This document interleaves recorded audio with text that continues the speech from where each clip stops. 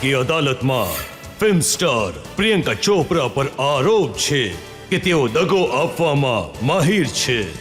પ્રિયંકા, તમને ઘણી જૂની વાત યાદ કરાવું છું। ન્યુયોર્કની સમર સ્કૂલ તમને યાદ છે? નહીં। જ્યાં એક પ્રોજેક્ટ બનાવવામાં તમે ચીટિંગ કરી હતી। અરે સર, હું તો ઘણી નિપુણ છું ચીટિંગમાં। જો મારું કામ છે, મારો વ્યવસાય છે એક્ટિંગ, તો ઇન અ વે ખોટું જ બોલી રહી છું ને હું। કેરેક્ટર બની રહ્યા છે, કંઈક બીજું બની જાઉં છું, હું લાઇન્સ બોલું છું, સપના વેચું છું, એ તો મારું કામ છે। જ્યારે એક્ટિંગ શરૂ કરી ત્યારથી આ કામ શરૂ કર્યું કે પહેલાથી જ નિપુણ છો ચીટિંગ? પહેલાથી હું ઘણી સારી લાયર છું। એટલે કે બાળપણથી જ આ બધી ગડબડ કરવાની આદત છે? હા, હું થોડી નોટી હતી એકચ્યુઅલી સ્કૂલમાં, થોડી।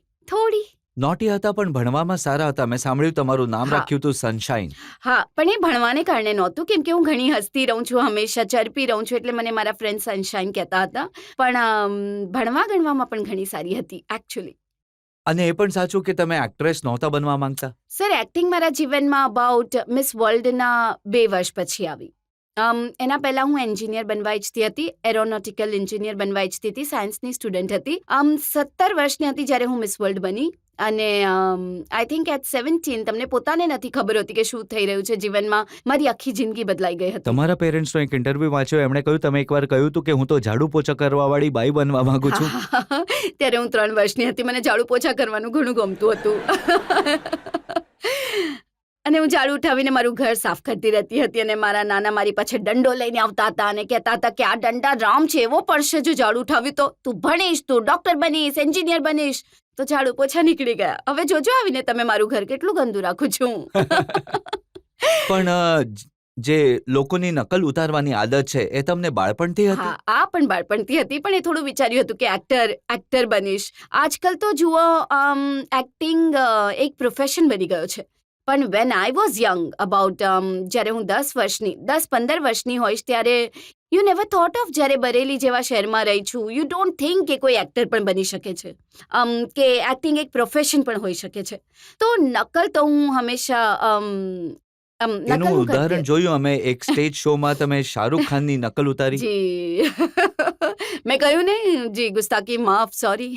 અને એમણે સ્ટેજની નીચે બેઠા બેઠા કહ્યું આ શું થઈ રહ્યું છે ભાઈ, મારી મજાક ઉડાવવામાં આવે છે? હા, પણ એ બધું થેન્ક ગોડ કે હસી પડ્યા, એન્ડ એમણે સિરિયસલી ન લીધું, બટ મજાક નહોતી કરતી હું તો। કે છે ને કે એક ઇંગ્લિશમાં કહેવત છે, imitation is best form of ફ્લેટરી।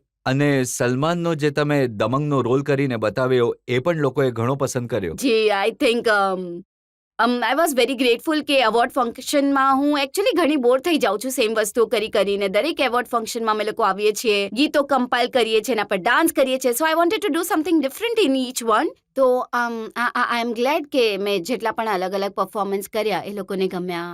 I was happy. સલમાને આનું ખોટું તો આઈ નહીં હોપ લગાડ્યું? Not, I don't think so. જેમ મેં કહ્યું, મેં ઇમિટેશન ઇઝ સાંભળ્યું બેસ્ટ ઘણા ફોર્મ ઓફ વર્ષોથી ફ્લેટરી। વાતચીત બંધ છે તમારી સાથે?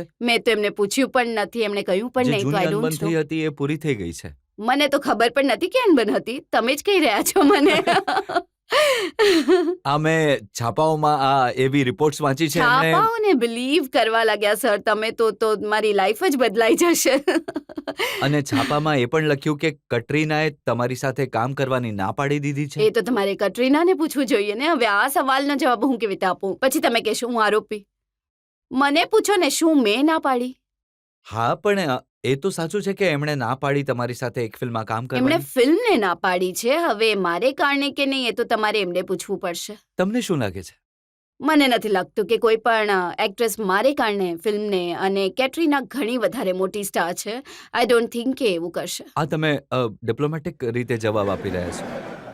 જો તમે કહેવાય છો તો મને રિયલી નથી લાગતું કે આટલી મોટી સ્ટાર થઈને એવું કેમ કરશે, આઈ ડોન્ટ થિંક સો। અચ્છા, જો એ નહીં કરે તો બોલો કરીના કેમ કરશે? હવે એ પણ તમારે એમને પૂછવું જોઈએ। તમે બધાના સવાલ મને પૂછો છો, હું અદાલતમાં છું કે? હું તમને પૂછી રહ્યો છું કે જેમના નામ કે થી હોય છે, કટરીના, કરીના, કંગના, બધાને તમારાથી પ્રોબ્લેમ થાય કંગનાને છે? મારાથી પ્રોબ્લેમ છે? નહીં, આ તમે શું કહો છો? કંગનાને મારી સાથે ક્યારથી પ્રોબ્લેમ થઈ ગઈ? આ જવાબથી ખબર પડી કે બાકી બે થી તો છે। નહીં, તમારા લોકોની તાળીઓ પછી હું કહીશ આ સવાલથી મને ખબર પડી કે તમે મીડિયા પર જ્યારે ભરોસો કરો છો એમણે આ વાર્તાઓ લખી છે તો મને ખબર છે કે એમને મારી સાથે પ્રોબ્લેમ છે. જ્યારે મને મળે છે ત્યારે તો બિલકુલ પ્રોબ્લેમ નથી જો હોતી. જો મીડિયાની વાર્તાઓની વાત કરું તો એ પણ છે કે તમે ક્યાંક શૂટિંગ કરી રહ્યા હતા, કરીના ત્યાં આવી, તમે એમને 3-4 કલાક વેઇટ કરાવ્યું. અને તમે એ તો બિલકુલ નહીં લખ્યું હશે કેમ કે મીડિયાને એ ઇન્ટરેસ્ટ નહીં હતો એ વાતનો કે કરીનાને હું અડધો કલાક સુધી બેસીને વાતો કરતા હતા કેમ કે એના શોનો ટાઈમ જે હતો એ અર્લી આપી દીધો હતો અને મેં જઈને કરીનાને કહ્યું કે નહીં બેબ તું ઘરે જતી રહે, મારા પ્રોડક્શનમાં ટાઈમ લાગશે. ત્યારે એ ઘરે ગઈ અને સવારે આવી. એ વાત તો કોઈ નહીં લખશે. તમે તો અચ્છા, જરૂર એ ચાલો. જ લખશો કે અમારી આજે લડાઈ તમે થઈ છે. જણાવી દો અડધા કલાક સુધી શું વાતો કરી ઘણી રહ્યા બધી હતા અને વસ્તુની કોના વાતો વિશે? કરી અમે કે એ જે ફિલ્મના સેટ પર કામ કરી રહી હતી હું ત્યાં ગઈ હતી, એ પોતાના હોલિડે પર ક્યાં જાય છે, હું ક્યાં જાઉં છું, હું કઈ ફિલ્મ પર કામ કરું છું. અમે ઘણા સમયથી નહોતા મળ્યા. એમાં શાહિદનું નામ ક્યાંય નહીં આવ્યું. નહીં, અને જો આવ્યો હશે તો હું તમને કેમ જણાવું?